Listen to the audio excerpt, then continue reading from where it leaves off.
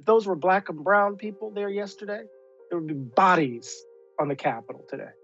Bodies. There would be mass arrests.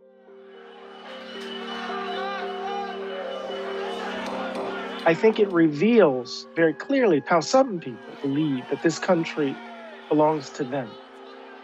And they act that way. And they're treated as such. An insurrection. I saw a majority white mob with impunity sack the Capitol. I saw them walking, mulling about, threatening people in the Capitol.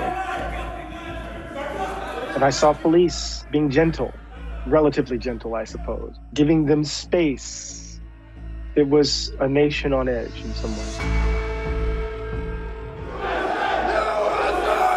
White mob violence is a critical feature of American history.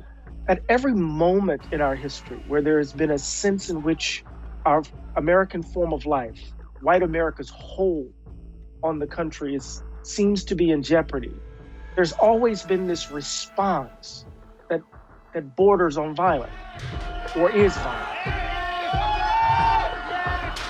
Well, I mean, let's just compare the preparation of the police to respond to Black Lives Matter protests in the summer and how they prepared and responded to this Trump rally.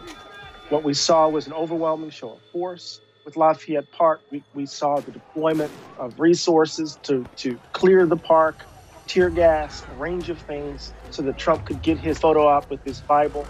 Is that your Bible? It's a Bible. What we saw yesterday was no basic show of force. The fact that they could make their way up the steps of the Capitol, onto the bleachers, the stage of the inauguration. They were moving about. The fact that they were able to try to replace the American flag with the Trump flag. We saw photos of Capitol Police or police officers allowing them to pass through barriers. We saw police officers taking selfies. We saw police officers helping people walk down steps. We saw that for some people, citizenship means, right, the exercise of dissent.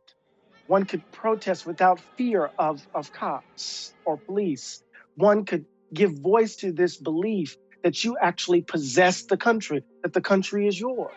That's right, we own it, we own you! There are folks who believe, right, that they have the right to protest because the country is theirs, and they believe that all the other folks should just simply be grateful and shut up.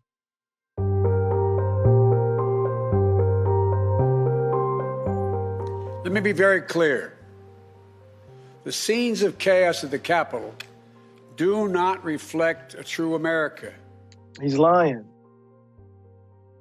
You know, I understand the aspirational claim, but he's not telling the truth. At the heart of this country is a contradiction.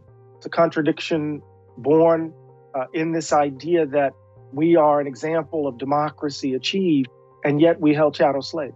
We've been dealing with the failure of holding these folk to account since our founding. We coddle and cuddle white supremacists. We compromise with folk who hold these views. That's the lie that's at the heart of the American project. Right? The contradiction that this place is the reserve for white people only, and everyone else should be thankful.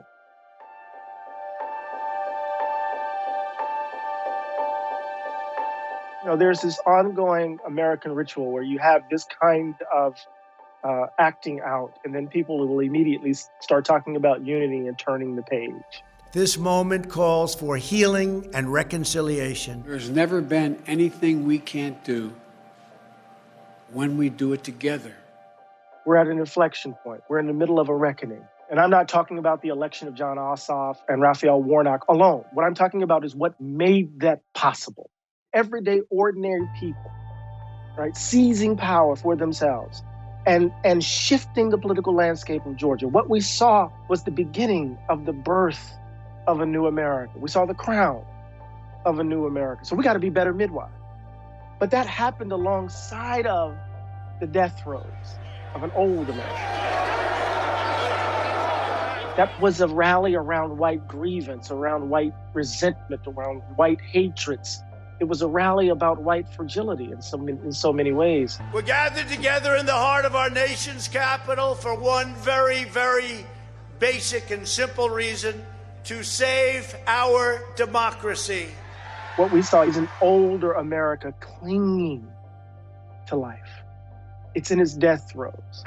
It knows that its days are numbered. At the end of the day, I would say, choose your side. There's no in between. There's no in between. That's what I would say.